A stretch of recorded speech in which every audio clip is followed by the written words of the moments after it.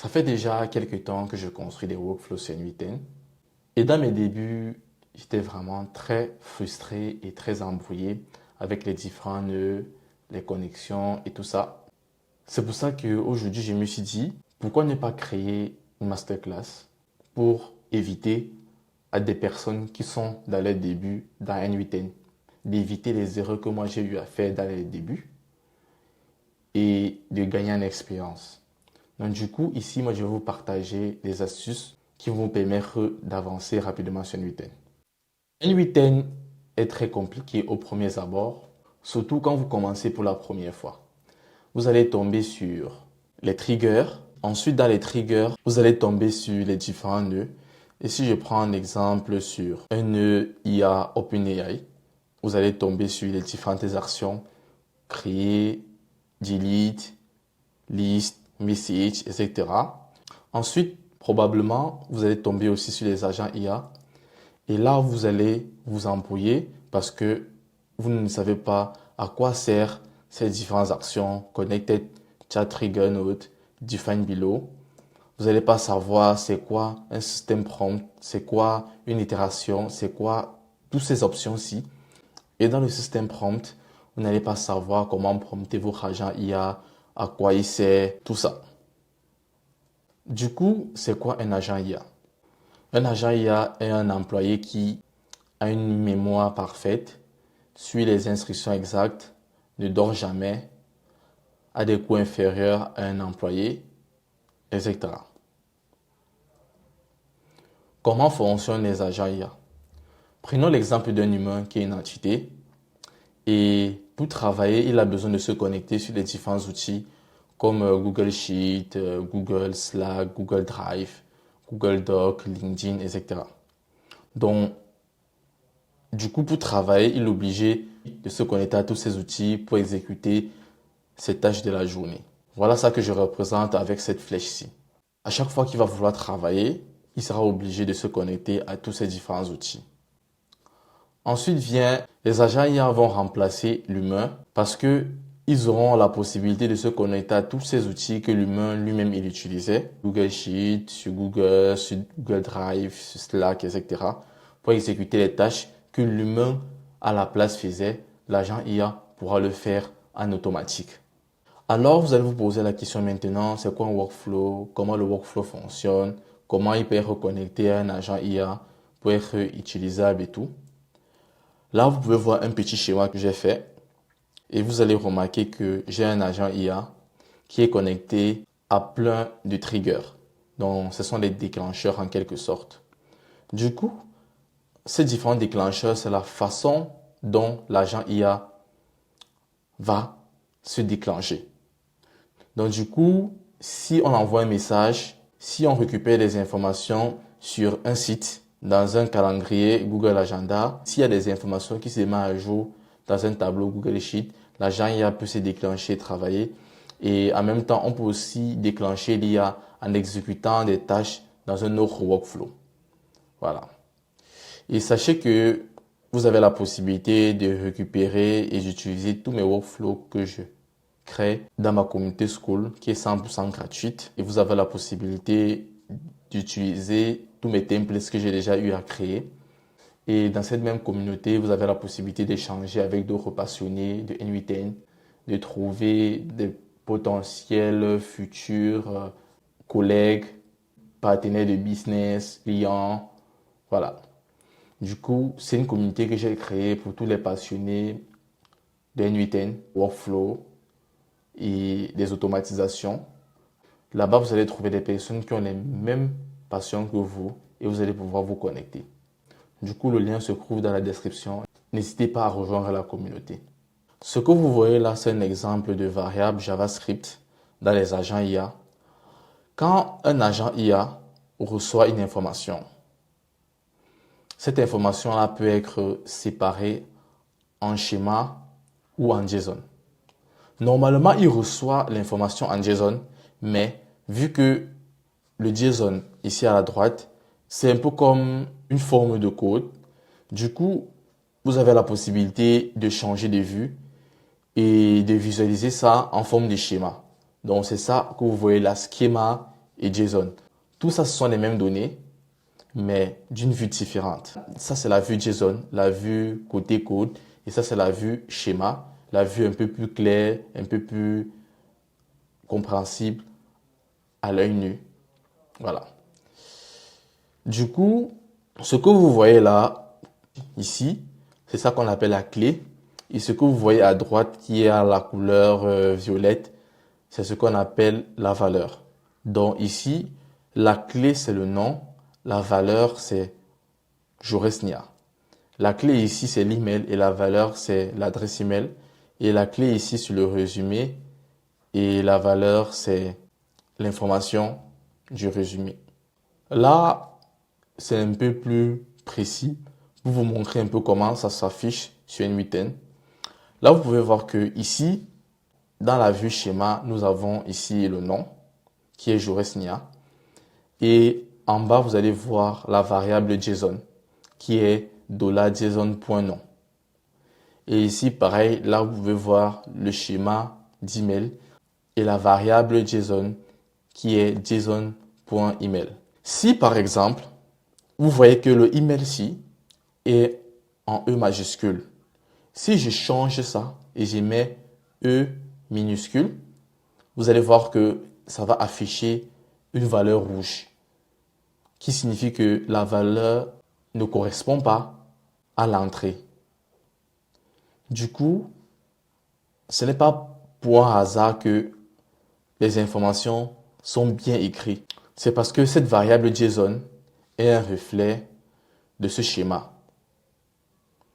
Comme vous pouvez voir là, c'est une chaîne de caractères avec clé nom et valeur Joresnia, une chaîne de caractères avec clé email et la valeur l'adresse email.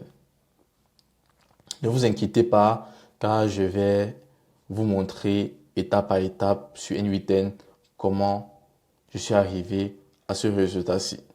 Là, j'entre encore plus en détail avec des fonctions JavaScript au sein des agents IA. Vous avez la possibilité de mettre des fonctions dynamiques comme la fonction $now qui vous donne la date en temps réel. Vous pouvez voir juste ici en bas à quoi la date ressemble. Mais vous pouvez voir que ce n'est pas trop visible et compréhensible. C'est pour ça que vous avez la possibilité d'améliorer la visibilité de votre variable en ajoutant plus de fonctionnalités à cette variable-là. Comme par exemple ici, j'ai mis $now et ensuite j'ai mis point to format.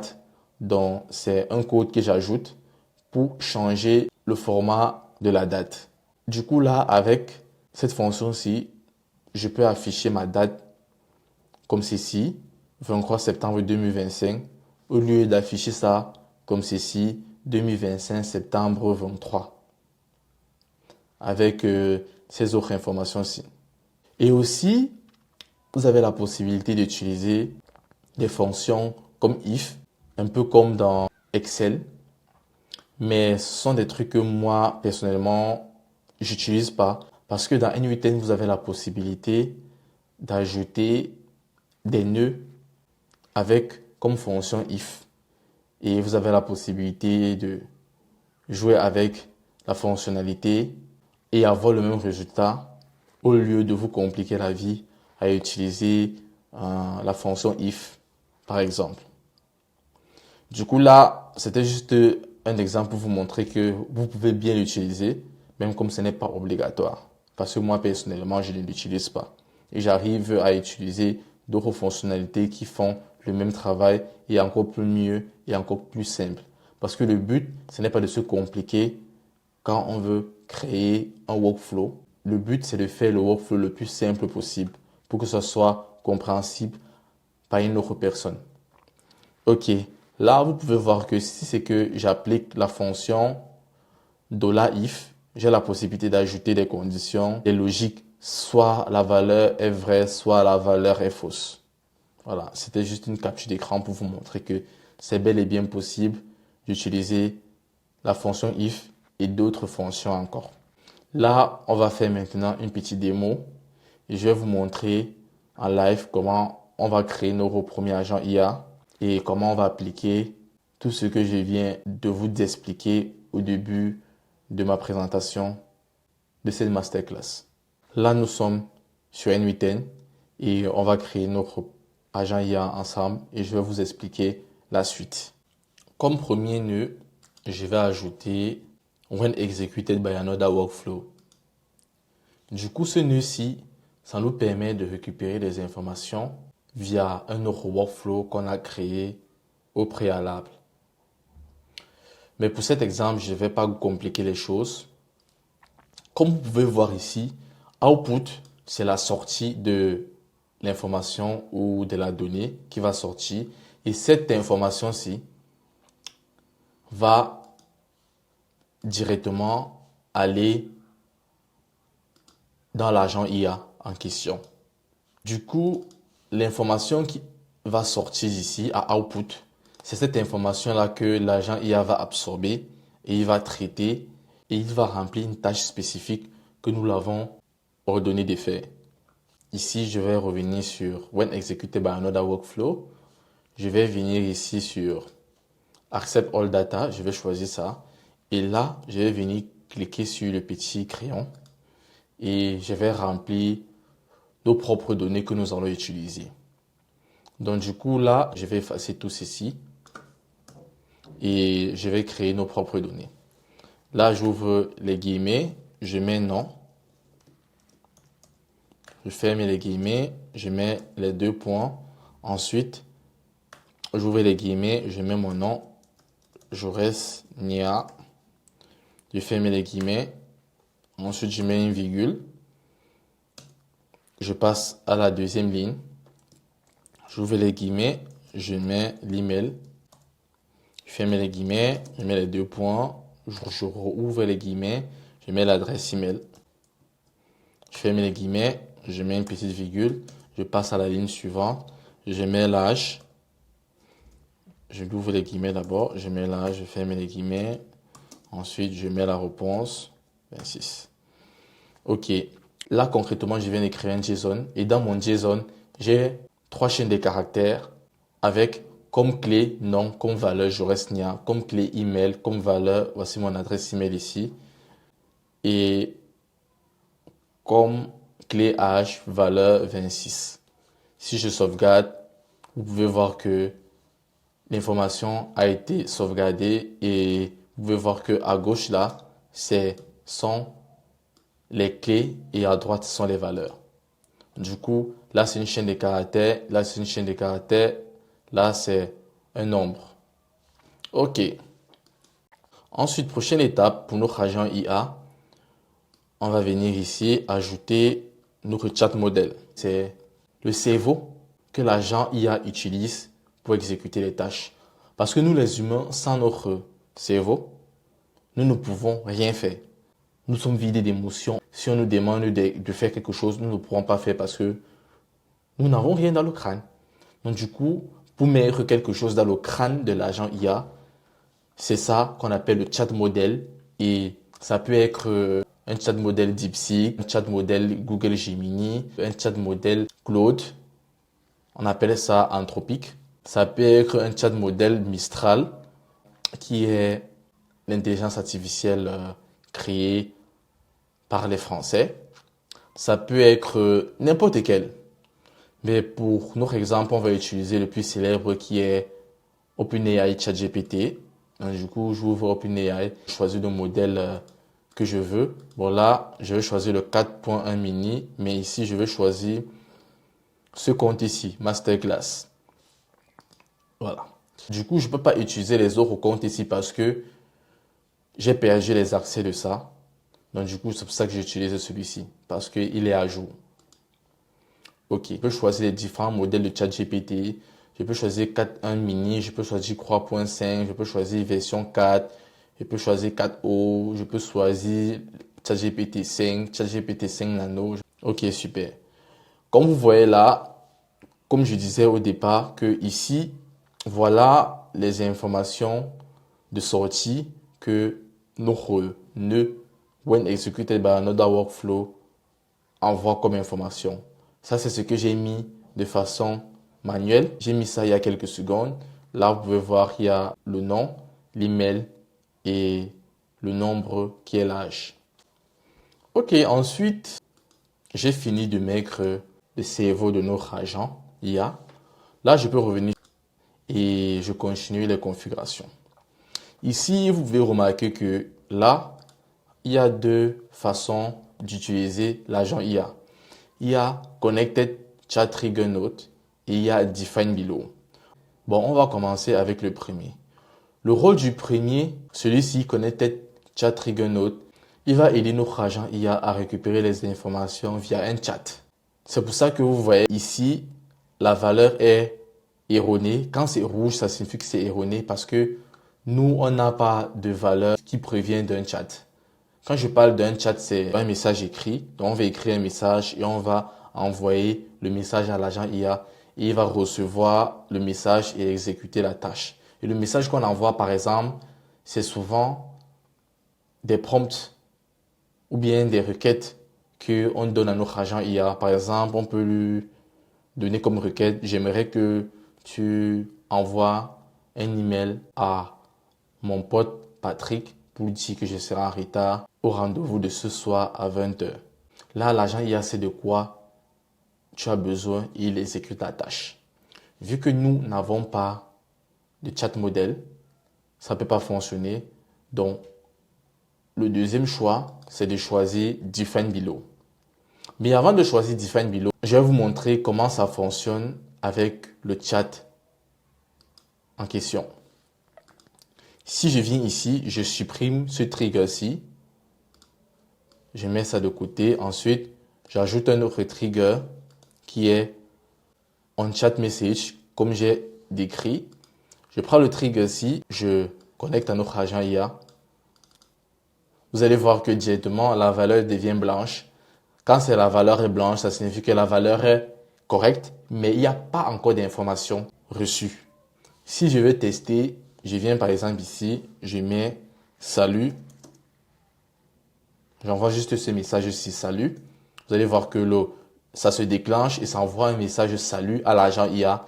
Et l'agent IA nous répond, salut, comment puis-je t'aider aujourd'hui? Donc, si j'entre ici dans l'agent IA, vous allez voir que directement, c'est devenu vert parce que ça peut recevoir une requête par message et directement, ça s'est déclenché. Et c'est pour ça que c'est vert. Voilà. C'était un peu juste pour vous montrer comment ça se passe. Et comme vous pouvez voir, comme valeur de sortie, nous avons une clé qui est output et nous avons la valeur qui est salut. Comment puis-je t'aider aujourd'hui? Et c'est cette même valeur que nous avons ici, salut, comment puis-je t'aider aujourd'hui? Ok. Là, je vais couper la liaison encore et je vais revenir reconnecter notre premier nœud que nous avons eu au départ. Vous voyez directement quand j'ai reconnecté le nœud et je suis revenu dans l'agent IA, ça a affiché le rouge parce que ça ne correspond pas à la valeur que ça attend. Ça attend une valeur chat, mais là on connecte une autre valeur et du coup ça marque le rouge. Ce que nous allons donc faire, c'est que nous allons choisir l'action Define Below. Ce qui signifie que là, nous décrivons de façon manuelle l'action que l'agent IA va implémenter. Et comme action, je peux choisir expression. La différence entre fixe et expression, c'est que fixe, c'est une valeur fixe. Donc, par exemple, c'est bonjour, comment tu vas? Ça, c'est une valeur qui est fixe.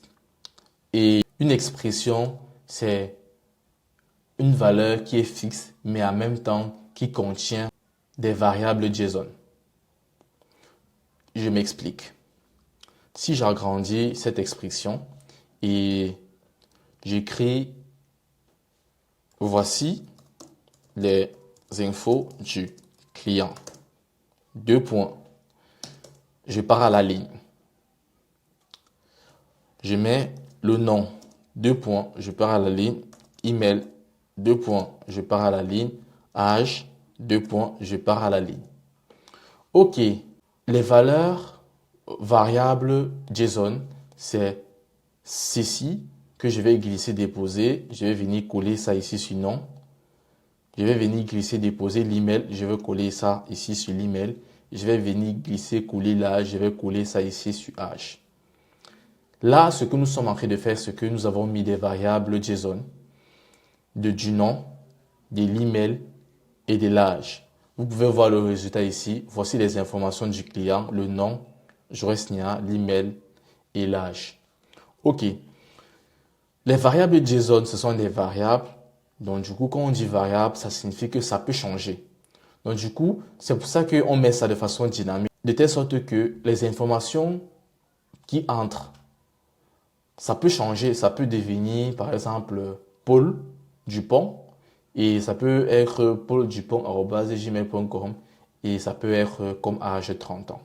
Et directement, quand les informations vont changer ici, automatiquement, ça va changer ici parce que nous avons mis les variables JSON. Si c'était fixe, au lieu de mettre ces variables-ci, on devait juste écrire comme ça, Jorestia. Et chaque fois que la donnée devait changer ici, à l'entrée, ici, ça ne devait pas changer parce que c'est fixe. Mais au lieu de laisser ça fixe comme ça, on glisse, on dépose comme ceci. Et nous pouvons voir que la valeur peut être changée de façon dynamique si c'est que l'information qui entre est différente. Voilà. Je prends le temps de bien vous expliquer comme ça parce que dans mes débuts, c'était vraiment compliqué pour moi de comprendre. Donc du coup, je pense que c'est légitime pour moi de vous expliquer de façon terre à terre pour que vous puissiez comprendre et pour que vous puissiez pas voir ça un peu comme de la magie. Voilà. Ok. Ensuite, je vais vous expliquer les autres options d'un agent IA. Là, nous avons deux autres options ici. Nous pouvons cocher ça, Require Specific Output Format. Là, ça ajoute ce qu'on appelle un output parser. Et je vais vous expliquer ça dans la suite de cette masterclass. Donc là, nous sommes juste en train de dire à l'agent IA que la valeur que tu vas sortir comme réponse, j'aimerais que cette réponse-là ait un format spécifique. Et on va décrire le format et l'agent IA va appliquer ce format à la lettre. Cette action-ci, c'est Enable Fallback Model. En quelque sorte, ça signifie que si nous utilisons par exemple le cerveau de notre agent IA, OpenAI. Ici par exemple, OpenAI crash ou bien nous sommes en cours de crédit et notre OpenAI ne peut plus délivrer d'informations.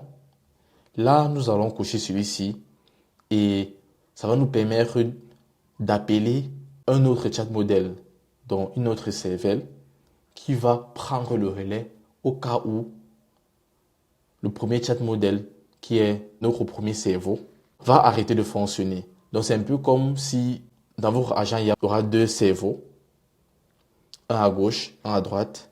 Et si celui de gauche ne fonctionne pas, il peut prendre le relais et utiliser celui de droite. Donc, c'est un peu ça. Ok, si c'est que je sors, vous pouvez voir qu'il y a plein d'informations qui se sont ajoutées ici.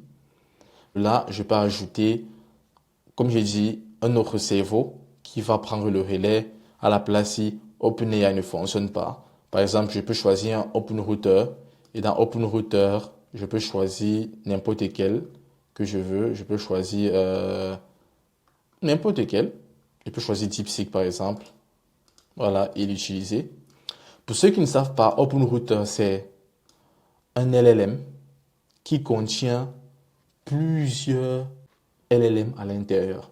Donc là, par exemple, grâce à OpenRouter, nous avons la possibilité de connecter ChatGPT, nous avons la possibilité de connecter DeepSeek, nous avons la possibilité de connecter Claude, nous avons la possibilité de connecter Mistral, nous avons la possibilité de connecter Perplexity. Tout ça ici à l'intérieur. Donc à la place de créer un compte OpenAI et créer un autre compte Google Gemini, de créer un autre compte Perplexity, de créer un autre compte Claude, de créer un autre compte... Bref, vous avez compris. Nous pouvons juste créer un seul compte OpenRouter qui va contenir tous ces différents modèles à l'intérieur. Donc, nous avons le choix de choisir ce que nous voulons. Donc, si ce que nous voulons, à la place, nous ne voulons pas utiliser OpenAI, nous pouvons directement venir utiliser Mistral. Ou si ce que nous voulons pas utiliser Mistral, nous pouvons utiliser DeepSeek. Ou si ce que nous voulons pas utiliser DeepSeek, nous pouvons utiliser Claude. Donc, c'est ça. Donc, je peux utiliser ça de telle sorte qu'à chaque fois que mon OpenAI ne sera plus d'actualité, peut-être parce que OpenAI a un problème, ou bien peut-être parce que je suis en cours de crédit, directement celui-ci va prendre le relais et il va exécuter la tâche à la place. Voilà. Et si ce que je viens ici, je décoche, vous pouvez voir que ça a disparu ici et c'est venu se connecter ici en haut. Voilà. Du coup, ça n'a plus de raison d'exister, donc on peut supprimer et effacer. Ok. Là, c'est pour le output parser, comme je vous ai dit. Donc, si ce que je viens ici, je décoche ça, vous allez voir que output parser a été effacé. Donc, du coup, il n'y a plus de sortie spécifique. Et si je reviens, je reconnecte, vous allez voir que output parser s'est connecté ici. Et le rôle de ça, je vais vous expliquer tout après. Donc là, pour le moment, on va laisser ça comme ceci. Ensuite, là, je reviens dans notre agent IA. J'ai la possibilité d'ajouter d'autres options dans notre agent IA. Ici, quand je clique sur Add Option pour ajouter d'autres options, je peux ajouter ce qu'on appelle un system message. En quelque sorte, c'est un prompt qu'on donne à notre agent IA pour lui dire comment il doit se comporter. C'est si simple que ça. Si nous voulons que notre agent IA nous réponde en faisant des blagues, par exemple, je peux le prompter et lui dire que réponds à toutes mes questions par des blagues et des emojis. Je peux lui envoyer ça comme prompt et nous allons tester pour voir si c'est que ça fonctionne. Là, je viens ici, je vais redéconnecter ce nœud-ci et je vais reconnecter notre chat et on va envoyer un message à notre agent IA. Donc, je vais lui dire comment tu vas et il est censé nous répondre avec une blague et des emojis parce qu'on l'a prompté à répondre de cette façon. Donc, là, je lance la requête et il réfléchit et directement il nous répond avec une blague. Pourquoi le client n'a pas mis son nom, email et âge? Parce qu'il voulait rester incognito, même pour un robot. Envoie-moi les infos complètes, je suis prêt à rigoler. Donc du coup, il m'a répondu en nous envoyant une blague parce qu'on l'a prompté en lui disant que répond à toutes mes questions, pas des blagues et des emojis. Et là, et pourquoi il a parlé de nom, email et âge, c'est parce que dans notre prompt user, on a eu notre user message, nous avons envoyé ces informations-ci. Ok. Si c'est que j'efface ces informations-ci, j'efface et je reviens, je renvoie le message. Pourquoi les questions sans mots ne se répondent jamais? Parce qu'elles sont immuettes comme une carte. Donc là, il nous a répondu avec une blague et des emojis. Et il n'a pu parler de nom, d'adresse email et blablabla parce que j'ai supprimé ça de son prompt user. Ce que vous devez savoir, c'est que le prompt user, c'est la requête et le système prompt, c'est le prompt pour entraîner l'agent IA. Ok, j'espère que c'est clair. Du coup, là, on va redéconnecter et on peut reconnecter encore ce trigger-ci et on va remettre nos informations qu'il y avait au départ. Là, si je reviens et je agrandis l'expression, je vais vous montrer maintenant comment utiliser les variables JSON comme le JSON. Là, si j'ajoute ce prompt ici, voici la date actuelle. Deux points. Entre, je pars à la ligne et ensuite je mets $now. Et vous pouvez voir que directement ici, comme résultat, il nous affiche cette date-ci. Vous voyez que concrètement, c'est pas trop joli. Donc, du coup, je viens ici, je mets point, je formate. Ou bien, je peux juste mettre au format. Ensuite, j'ouvre des parenthèses. Et là, je peux maintenant mettre le format que je veux. Ok, supposons que je veux ce format. Ici, je vais d'abord venir corriger le F ici. Je mets le F ici comme ceci. Là, ensuite, je peux mettre ce format que je veux. Là, c'est le jour. Ensuite, tiré de 6, je mets le mois.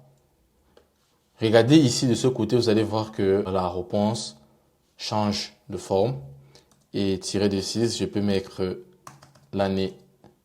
Vous pouvez voir que la date était d'abord affichée bizarrement. Maintenant, ça s'est transformé en 23 septembre 2025. Là, je peux toujours changer. Je peux décider qu'au lieu d'afficher septembre, je peux juste afficher sep comme ça, en mettant 2M. Ou bien si c'est que je veux juste afficher le chiffre, je retire un M, ça m'affiche uniquement le chiffre. Voilà. Ou bien si je veux, je peux juste venir ici, je mets DDDD.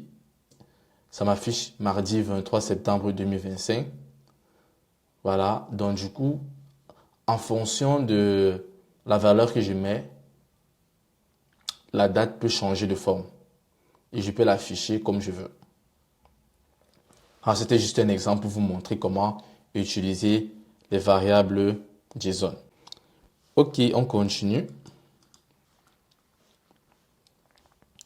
Ici, je vais vous montrer les autres options et à quoi ça sert.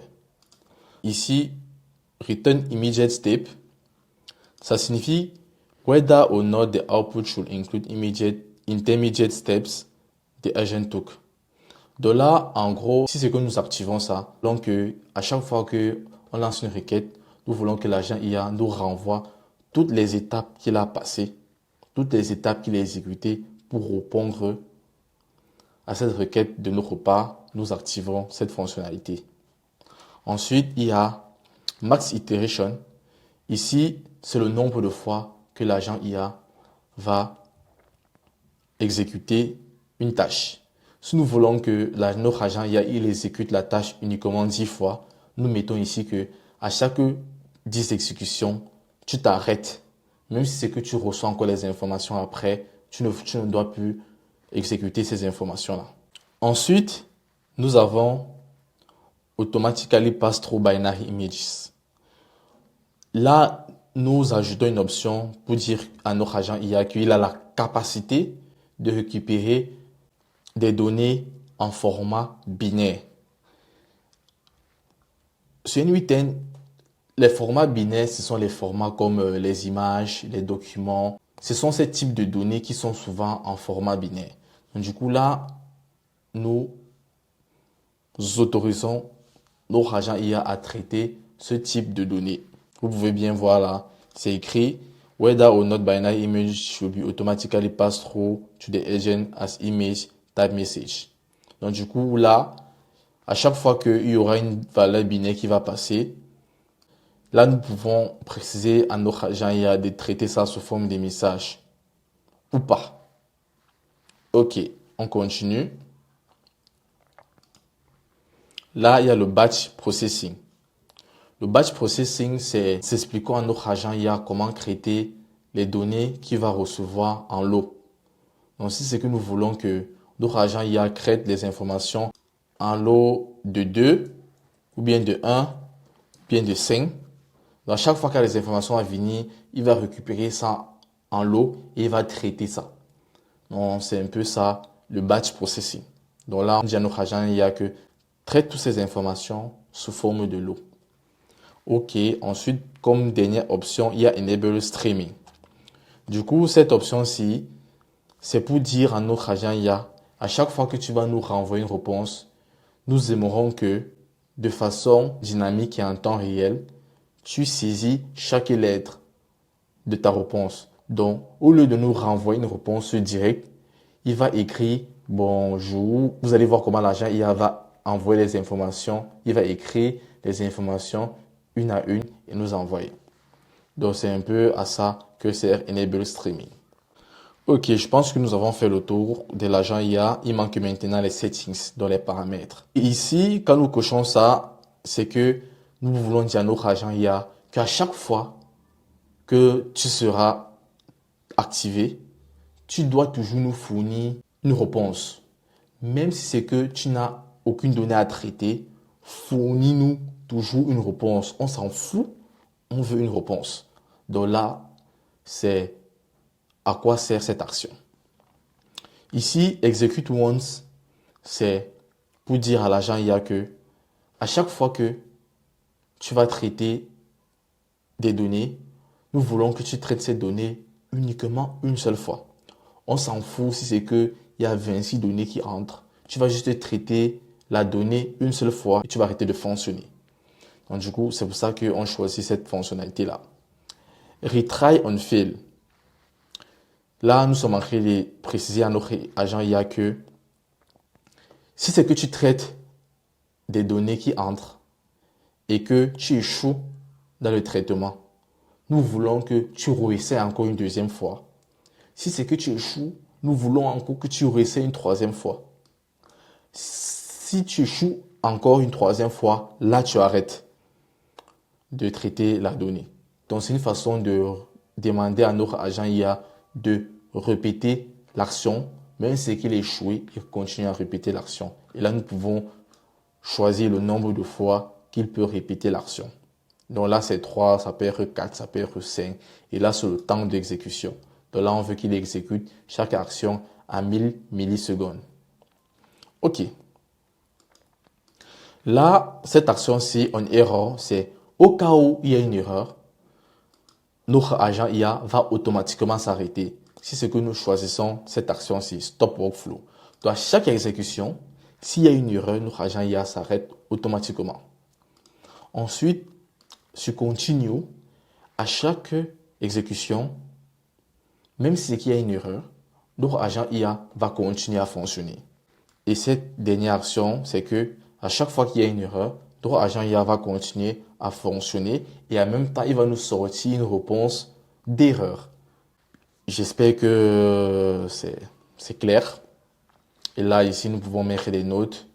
Et ici, nous pouvons activer cette fonctionnalité pour afficher la note dans le résultat. Donc ici, le flow, ce sont les exécutions-ci. Donc là, il va afficher l'information ici. OK. OK.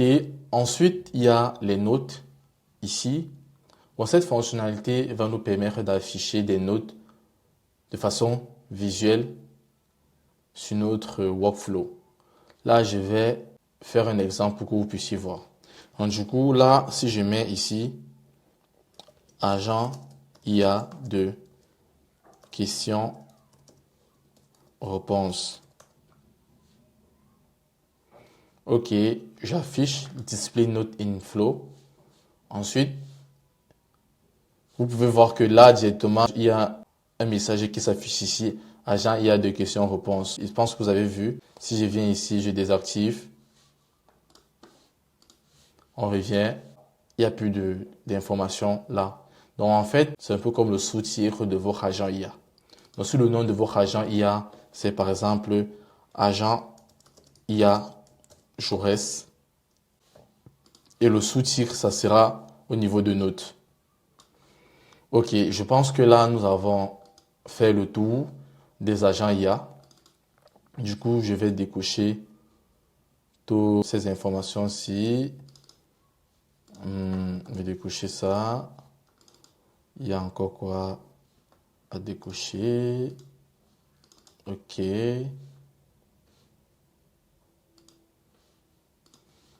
Revenez dans les settings. Je pense que tout est bon. Ok, super. Ok, là, j'ai fini avec l'explication de l'agent IA et je vais retourner à notre documentation. Ok, nous avons fini avec notre démo. On passe à la suite. The Output Passers. Du coup, voici les exemples de Output Passers que j'ai notés. J'ai préféré les mettre en anglais parce que, bon, comme vous l'avez deviné, N8N est en anglais.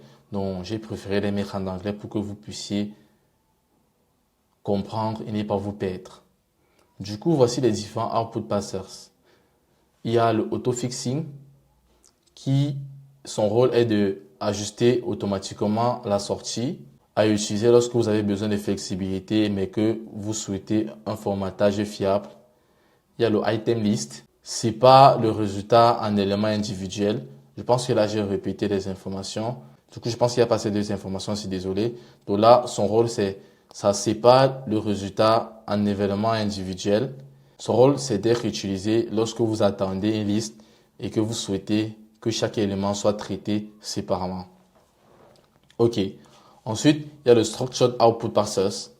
Son rôle, c'est, ça force la sortie à suivre une structure JSON stricte que vous définissez. Donc, ça force la réponse que vous envoyez à suivre une structure spécifique. Donc, si par exemple, vous avez une réponse que vous attendez, vous voulez que cette réponse-là ressemble exactement à ça, ça, ça, ça, ça. OK, par la suite, lorsque vous avez besoin d'un format JSON spécifique. Donc ça, c'est son rôle que nous pouvons utiliser le Structured Output Parser.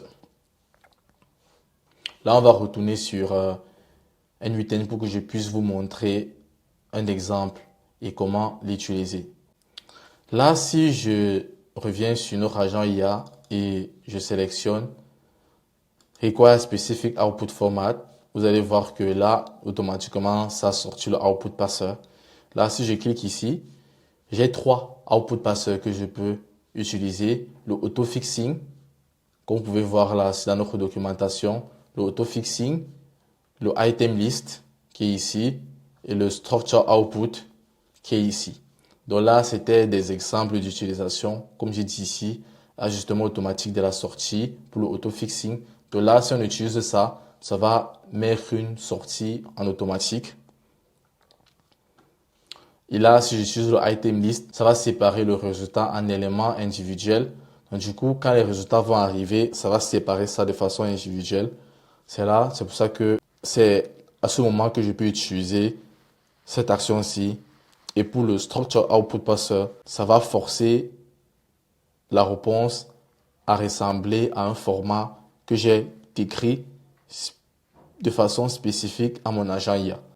Donc là, si j'utilise cette fonctionnalité-ci, à chaque fois qu'il y a une réponse qui va sortir de mon agent IA, je vais lui décrire une structure qui doit suivre à la lettre. Alors, je prends un exemple tout bête. Vous envoyez un email. Vous savez que je dois toujours saluer. Ensuite, je vais mettre le corps. Ensuite, en bas, il y a une petite salutation. Bien à vous, bien cordialement. Ensuite, je dois signer avec mon nom tout en bas. Donc, c'est un peu pareil, en quelque sorte. OK, là, on va retourner à la documentation. Les autres nœuds d'IA. OK, ici, vous pouvez voir qu'il y a d'autres nœuds d'IA comme OpenAI, LLM Chain, Information Extractor, Q&A Chain, Sentiment Analysis, Summarization Chain et Text Classifier. Là, je vais retourner sur N8N et je vais vous montrer à quoi ressemblent ces différents nœuds. Là, si je reviens sur N8N, je viens ici sur plus si et je viens dans agent IA. Là, vous pouvez voir que voici les différents nœuds IA que nous pouvons utiliser. Comme vous pouvez voir, il y a OpenAI, il y a Basic LLM Chain, il y a Information Extractor, Question and Answer Chain, Sentiment Analysis, Summarization Chain, Text Classifier, etc. Du coup, c'est ça que j'étais en train de décrire ici. Bon, à quoi servent tous ces différents nœuds? Le nœud OpenAI se connecte au modèle d'OpenAI pour générer du texte, analyser des images, créer du son en fonction de vos instructions. Là, je pense que c'est super clair. Donc, du coup, grâce à ce nœud OpenAI, on va discuter directement avec ChatGPT et en fonction de nos requêtes, il va nous générer du texte, il va analyser nos images, il va créer du son. Voilà. Il y a le LLM Chain. Offre un moyen simple et rationalisé d'envoyer un prompt à un LLM pour obtenir une réponse.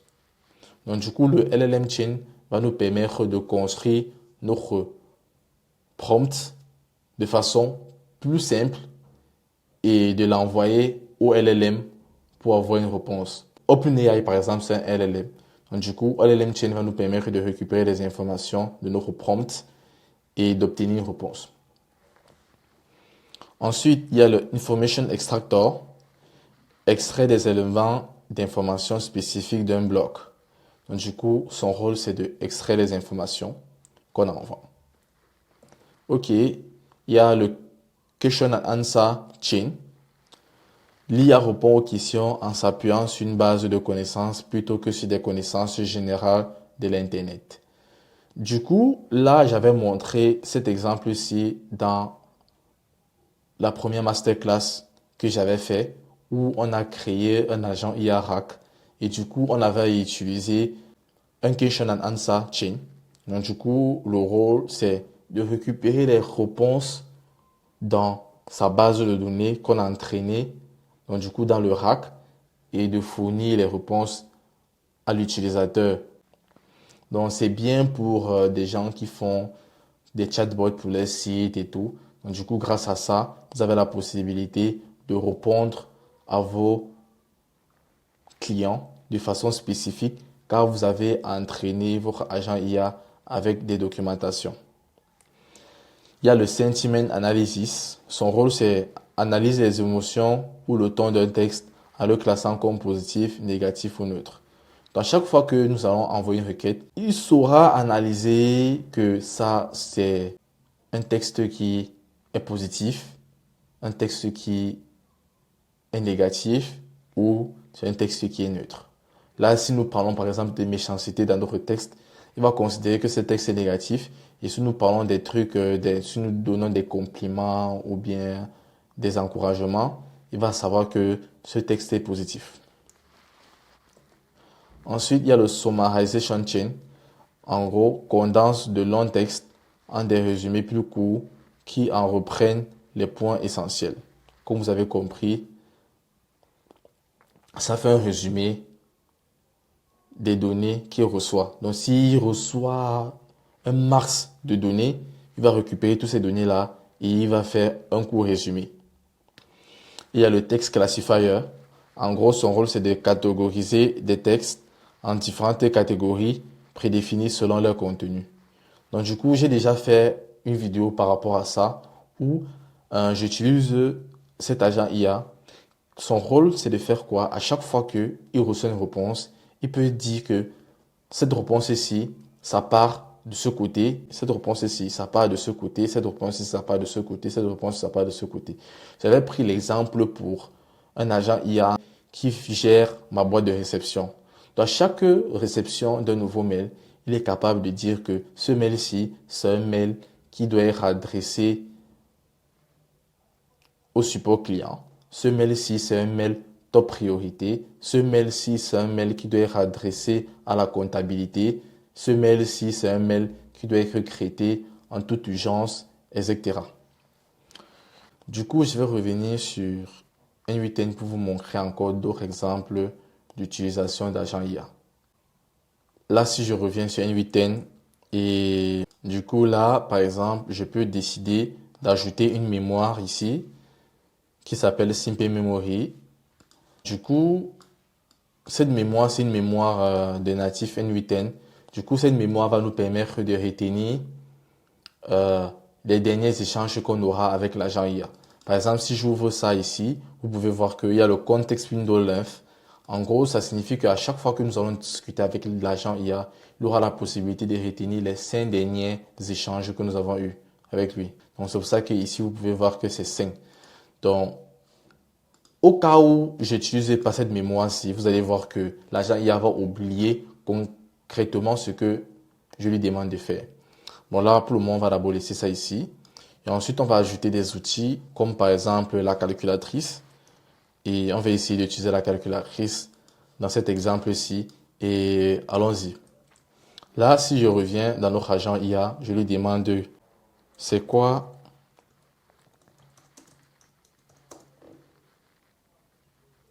23 578 multiplié par 56. J'envoie, vous allez voir qu'immédiatement, il va utiliser la calculatrice pour répondre. Là, c'est bien parce que qu'est-ce qu'il fait? C'est que il est parti dans son prompt et il a vu que la façon que je l'ai prompté, il n'est pas entraîné à calculer. Donc du coup, si je reviens ici, vous allez voir que j'ai mis un prompt ici. Donc du coup, lui, il se base uniquement sur le prompt ici pour faire ses calculs. Donc du coup là, qu'est-ce que j'ai fait? C'est que je reviens, je choisis le Content Chat Trigger parce que notre but c'est d'envoyer les prompts avec le chat. Et au départ, j'ai mis les informations ci qui étaient d'abord là et qui ne servaient à rien. Donc du coup, comme je vous ai expliqué au départ, quand on utilise le chat, on doit préciser que nous voulons utiliser le chat avec cette partie-ci, le source for prompt user message. Donc ça, c'est pour le chat. Ici, on choisit le define below, c'est pour récupérer les informations d'ici. Donc ce que j'ai fait, c'est que j'ai envoyé le prompt avec le chat, mais j'ai récupéré les informations plutôt par ici, donc ça ne fonctionnait pas. Donc là, je remets le chat et je relance la requête. Vous allez voir que maintenant, ça va fonctionner normalement. Du coup, là, il a appelé la calculatrice et il nous a répondu que égal à 1 326 024. OK. Du coup, si je prends encore un autre exemple, j'ajoute un autre outil qui s'appelle Wikipédia, par exemple. Et là, je dis par exemple, Adidas fait quoi concrètement? Du coup, j'envoie la requête. Bam, il réfléchit. Il prend l'information sur Wikipédia. Il nous répond, Adidas est une entreprise allemande et multinationale spécialisée dans les articles de sport et de chaussures, etc., etc. OK. On peut encore prendre quel exemple? Parce que j'ai envie de prendre un exemple pour voir à quoi sert vraiment la mémoire. Comme vous pouvez voir ici dans les logs, vous voyez que à chaque fois que l'agent IA est appelé, il envoie l'information dans la mémoire. Ensuite, il traite l'information sur son cerveau, OpenAI. Ensuite, il a appelé Wikipédia pour récupérer l'information. Ensuite, il est revenu sur OpenAI pour créer le message. Ensuite, il a envoyé la réponse du message dans sa mémoire et il nous a répondu. Ok, du coup, vous pouvez voir que la mémoire a stocké les deux échanges. La première information que ça stocke, c'est ma requête. Et la dernière information que ça stocke, c'est la valeur que l'agent IA a envoyée. Donc, mon but, c'est de trouver un moyen de poser une question. Et vous allez voir que si c'est que je supprime la mémoire, il va complètement oublier quoi. Ok, bon, là, je vais dire que moi, c'est Jaurès et j'ai 26 ans. J'envoie la requête. Ok, enchanté, Jaurès, vous avez 26 ans. Comment puis-je vous aider aujourd'hui? Avant de supprimer la mémoire, je vais lui poser la question. Je vais dire, Jaurès, à quel âge? J'envoie la requête. Jaurès a 26 ans parce qu'il a stocké ça dans sa mémoire. Du coup, si c'est que je supprime la mémoire et je renvoie la requête, Jaurès à quel âge? Il ne sait plus de quoi on parle. Il nous sort une réponse qu'il a récupérée sur Wikipédia. Jean Jaurès est né le 3 septembre en 1859 et est décédé le 31 juillet 1914. Il est mort à l'âge de 54 ans. Vous voyez, parce que directement j'ai supprimé la mémoire, il ne savait plus de quoi on parlait. Il est parti chercher la réponse sur Wikipédia. Ok, donc du coup, je vous ai un peu montré un exemple d'utilisation de la mémoire, d'utilisation de la calculatrice, d'utilisation de Wikipédia. Et sachez que vous avez la possibilité d'ajouter d'autres outils, comme récupérer un outil, par exemple, de recevoir des emails. Donc là, c'est un outil que j'avais créé qui reçoit tous mes emails et fait un résumé de tous les emails que j'ai reçus dans ma boîte de réception. Je peux envoyer une requête à mon agent IA en lui disant que, s'il te plaît, fais-moi un résumé de tous les mails que j'ai reçus aujourd'hui. Il sera capable de résumer tous les mails que j'ai eu aujourd'hui. Voilà. Donc, c'est un peu cet outil que j'ai eu à créer qui me permet d'ajouter des fonctionnalités à mon agent IA. Donc, pour ce tuto, on va pas aller loin. On va supprimer ça parce que ça ne sert à rien. Et je pense qu'on a un peu fait le tour des agents IA, de comment les utiliser. Et voilà, on retourne à notre documentation. Ok, de retour à notre documentation. Nous sommes arrivés à la fin de cette masterclass. Je tiens à vous remercier si c'est que vous êtes arrivé jusqu'à la fin de cette vidéo. Félicitations à vous parce que ça n'a pas été facile. Ça a été super long, l'explication. Et je tiens à vous remercier pour cela. Et sachez que vous avez la possibilité de rejoindre notre communauté school qui est 100% gratuite. Vous allez pouvoir échanger avec d'autres passionnés de N8N, des automatisations, des agents IA, trouver des potentiels clients, des potentiels collaborateurs, etc.